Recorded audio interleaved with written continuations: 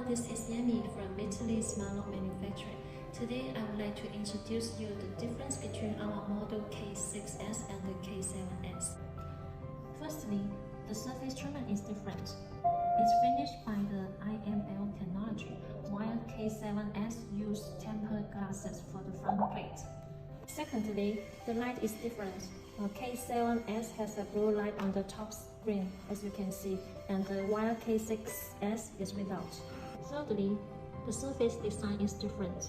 As you can see, K6S has a curved surface, while K7X is totally flat. It's with a flat front plate. The fourth difference is the keyhole cover, as you can see. Both the shape and the opening way are different. For K6S, it's a square one and it's slide down to open.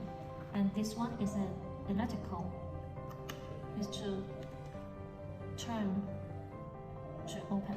The last difference is the battery cover. For K6S, it's just a small plate. For K7S, it's a whole plate.